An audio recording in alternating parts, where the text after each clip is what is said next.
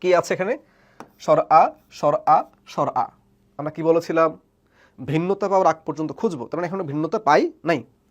এখানে দেখা যাচ্ছে তালব্যস্য, ল, দন্তস্য, ভিন্নতা চলে আসছে। আচ্ছা, আমরা একটা সিকোয়েন্স পড়ছিলাম, মনে আছে? ময়ের পরের সিকোয়েন্সটা মনে আছে কিনা দেখেন তো।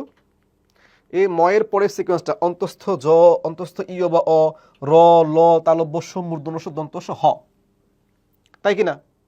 সো এখানে দেখেন তো কে কে আছে। কে আছে? আগে তালব্যস্য আছে, ল আছে, দন্তস্য আছে। কি হলো? ঠিক আছে, আগে ল আসা কথা না? যদি লটা আগে আসতো, এরপর তালব্যস্য, এরপর মূর্ধন্যস্য, দন্তস্য, সমস্যা হইতো না। মানে এখানে আলোটা প্রথমে আসলে আশা, এরপরে আসমান পরে হইলে শুদ্ধ হইতো। বুঝতে পেরেছেন? ভিন্নতা পেলে কিন্তু উত্তর পাওয়া যায়।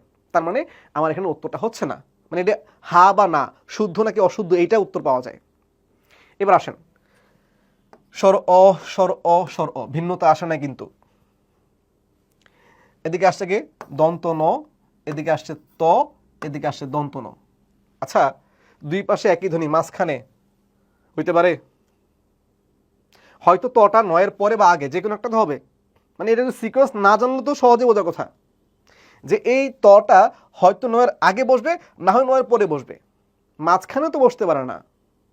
অর্থাৎ তথ, দধ, দন্ত ন, এই অনেক শব্দটা শেষে হলে চিন্তা করতে পারতাম যে ওই দুইটার মধ্যে ভিন্নতা আছে কিনা, মানে ওই দুইটার মধ্যে সিকোয়েন্স ঠিক আছে কিনা। তার মানে এটাও কিন্তু উত্তর না। আবার দেখেন, ইলিশ, ইতিহাস, ইমারত, তিনটার মধ্যে প্রথমে কিন্তু কোনো ভিন্নতা নাই। তো ভিন্নতা না থাকার কারণে দেখেন তো এরপরে কি ল আসছে, এখানে ত আসছে, এখানে ম আসছে। বুঝতেই পারছেন এই লটা কোনোভাবে ময়ের আগে আসতে পারে না, তো এর আগে তো আর আগে না। তার মানে এটাও কিন্তু উত্তর না। উত্তর কি তাহলে? বুঝতে পারছেন, এটা না বুঝলেও উত্তর, না আপনি না বুঝলেও উত্তর, কিন্তু আসলে বুঝতে তো হবে। আমার তো ক্লাসটাই হচ্ছে বোঝার জন্য। তাহলে রস্য উ, রস্য উ, রস্য উ, সিকোয়েন্স ঠিক আছে। ওকে, এরপরে কি আছে ভাইয়া? চ, মানে ভিন্নতা আসে না কিন্তু, এবার ভিন্নতা আসছে, চ আসছে, ট আসছে, ঠ আসছে। আচ্ছা, চ, ছ, জ, ঝ, ই, অ, এরপরে তো ট, ঠ, তাহলে চ এর পরে ট, এরপর ঠ আসবে, তাহলে এটাই তো শুদ্ধ। আমি কিন্তু দেখেন পুরো শব্দ কিন্তু দেখছি না, প্রথম এখানে দুই বর্ণ দেখে কিন্তু উত্তর হয়ে যাচ্ছে। সো এইভাবে আমরা দেখবো, সামনে আরো অনেকগুলো প্রশ্ন আছে যে কত সহজে উত্তর দেওয়া যায়। সো একটু জানাবেন ক্লাসগুলো শেষে, এই পুরো ক্লাস দেখা শেষে আসলেই আবিধানিক ক্রমে কঠিন নাকি সহজ, এবং এই ক্লাসটা আপনার জন্য কতটুকু হেল্পফুল হয়েছে, এবং পরবর্তী আপনারা কি ক্লাসের ভিডিও পেতে চান। আমাদের প্যানাসিয়া পাবলিকেশনসের পক্ষ থেকে আমরা আপনাদের সাথে পুরোটা এডমিশন জানিয়ে থাকতে চাই, আপনাদের স্বপ্নের দ্বার প্রান্তে পৌঁছে দিতে চাই। কিন্তু এর জন্য অবশ্যই আপনাদের আগ্রহের জানান দিতে হবে যে আমরা এই ক্লাসগুলো করে উপকৃত হচ্ছি, আমরা আরও বেশি বেশি এই ধরনের ক্লাসগুলো চাই।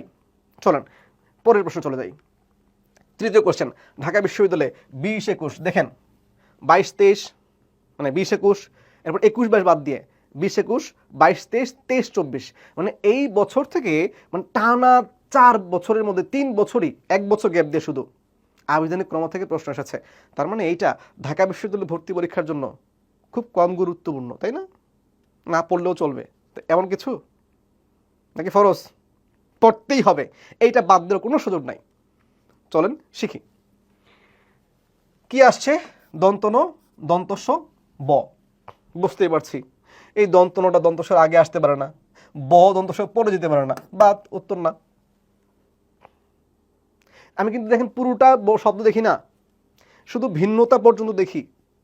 আবার দেখেন, এদিকে ফ আসছে, ফ আসছে, প আসছে। আচ্ছা, প কি ফ এর পরে বসতে পারে? উত্তর না। আবার দেখেন, স্বর আ, ম, ব। আচ্ছা, প, ফ, ব, ভ, ম, তাহলে এই বটা আসতো কোথায়? মাটির পরে আগে আসতো, তাই না? এই বটা ময়ের আগে আসতো, তার মানে এটা উত্তর না। উত্তর এটা। কিভাবে? চ, ত, দন্তস্ব, চ ছ জ ঝ ই এরপর ট ঠ ড ঢ মূর্ধন্য ন, এরপরে ত থ দ ধ দন্ত ন, এরপরে দন্তস। তাহলে চ ত এবং দন্তস সিকোয়েন্স ঠিক নাকি ভুল? ঠিক। এইটাই হচ্ছে অভিধানে, এইভাবে পাওয়া যায়। আবার চলেন 4 নম্বর কোয়েশ্চেন, চট্টগ্রাম বিশ্ববিদ্যালয়ে 20-21 সেশনে কোয়েশ্চেন কি বলছে? অভিধানে কোন শব্দটি পরে থাকবে? আগে নাকি পরে বলছে? পরে। দেখেন এখানে দন্তস, এখানে হ, তার মানে লিখি উপর বর্ণটা লিখি দন্তস, এখানে আছে হ, এখানে দন্তস, এখানে তালব্যস। ভিন্নতা আসছে কিনা? ভিন্নতা আসছে। বলছে পরে পাওয়া যাবে। আচ্ছা একটু আগে শিখছিলাম মনে আছে, অন্তস্থ জ, অন্তস্থ ইয় বা অ, র, ল, তালব্যস, মূর্ধন্যস, দন্তস, হ। হয়ের পরে যুক্ত ব্যঞ্জনের কাহিনী পড়ে। আমাকে বলেন 4টা বর্ণের মধ্যে, এখানে 4টা শব্দ যে আছে এর মধ্যে সবার শেষে থাকতে পারে কোনটা? বলুন দেখি, সবার শেষে থাকতে পারে কোনটা? এই হ ছাড়া আর কেউ হওয়ার সম্ভাবনা আছে? নাই, কারণ এই হই তো পরে আসবে। এখন প্রশ্ন হতে যদি সবার আগে কোনটা বসবে? পরে না বসে যদি আগে বসতো, কোনটা বসতো? তখন হচ্ছে আমার এই দন্তস্ব, এই দন্তস্বের মধ্যে আমি তখন আবার ভিন্নতা খুঁজতাম, যেহেতু এটা ভিন্নতা আসা নাই। কিন্তু এখন কি ভিন্নতা খোঁজার দরকার আছে পরে? আর অলরেডি তো হ শেষে আসবে। যদি বলতো আগে কোনটা আসবে, তখন এই স্বয়ং এবং সামরিকের মধ্যে দেখতাম। বলুন তো এই দুইটার মধ্যে প্রথমে কে আসবে? স স, ভিন্নতা আসা নাই, কিন্তু এখানে আছে আ, এখানে আছে ব। আচ্ছা আ আগে আসবে না ব আগে আসবে? আগে আসবে। তাহলে এটা হয়তো সবার প্রথমে 1 নম্বরে এটা বসতো, এরপর এটা বসতো 2য় নম্বরে, এটা বসতো 3য় নম্বরে, এটা বসতো 4র্থ নম্বরে। বুঝতে পারছেন নম্বরগুলো কেন দিলাম? প্রথমে দিলে হয়তো গুলাই ফেলতেন, এখন তো বুঝছেন যে কোনটা পরে বসছে, কেন বসছে। সো ভিন্নতা পেলে কিন্তু উত্তর হয়ে যায়। আবার দেখেন 5ম কোশ্চেনে যাই আমরা।